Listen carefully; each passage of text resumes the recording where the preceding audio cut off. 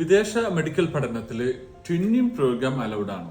ഈ twinning programme എന്നതുകൊണ്ട് ഉദ്ദേശിക്കുന്നത് പ്രോഗ്രാമിന്റെ പാർട്ട് ഓഫ് ദ ഇയർ ഒരു കൺട്രിയിലും ബാലൻസ് വരുന്ന ഇയർ വേറൊരു കൺട്രിയിലും. ഫോർ എക്സാമ്പിൾ 6 years പ്രോഗ്രാം ആണെങ്കിൽ 2 വർഷം അല്ലെങ്കിൽ 3 വർഷം ഒരു കൺട്രിയിൽ വെച്ച് പ്രോഗ്രാം നടത്തുക, ബാലൻസ് വരുന്ന പ്രോഗ്രാം മറ്റൊരു കൺട്രിയിലും വെച്ച് പ്രോഗ്രാം ചെയ്യുക.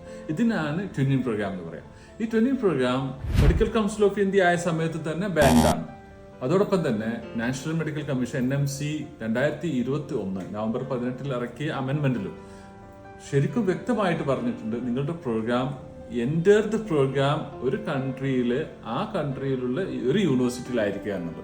എന്ന് പറഞ്ഞു കഴിഞ്ഞാൽ ആ കൺട്രിയിലുള്ള യൂണിവേഴ്സിറ്റിയിൽ തന്നെ വ്യത്യസ്തമാണെങ്കിൽ അത് അലൗഡ് അല്ല.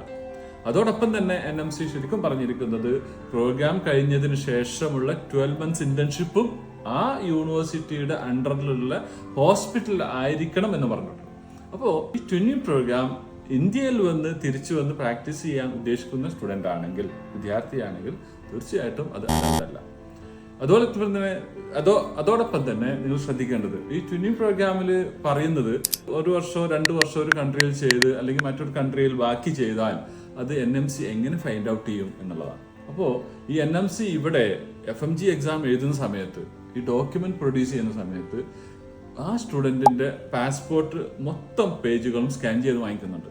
കാരണം നിങ്ങൾ ആ പ്രോഗ്രാം ഏത് കൺട്രിയിലാണോ ചെയ്തത് ആ കൺട്രിയിൽ ട്രാവൽ ചെയ്തതിൻ്റെ എവിഡൻസ് അതിലുണ്ടാവും. അപ്പോൾ ചുരുക്കി പറഞ്ഞു കഴിഞ്ഞാൽ, നിങ്ങൾ ഇന്ത്യയിൽ തിരിച്ച് പ്രാക്ടീസ് ചെയ്യാൻ ഉദ്ദേശിക്കുന്ന സ്റ്റുഡൻ്റ് ആണെങ്കിൽ ട്വിന്നിംഗ് പ്രോഗ്രാം എടുക്കാതിരിക്കുന്നതാണ് നല്ലത്. ഓക്കെ, ഞാൻ പറഞ്ഞ കാര്യം നിങ്ങൾക്ക് മനസ്സിലായിട്ടുണ്ടാകും. I'm Rasheed Ali, overseas education consultant. വിദേശ മെഡിക്കൽ പഠനം റിലേറ്റഡ് ആയിട്ട് എന്ത് ഡൗട്ട്സ് ഉണ്ടെങ്കിൽ നിങ്ങൾക്ക് ചോദിക്കാം. ഓക്കെ.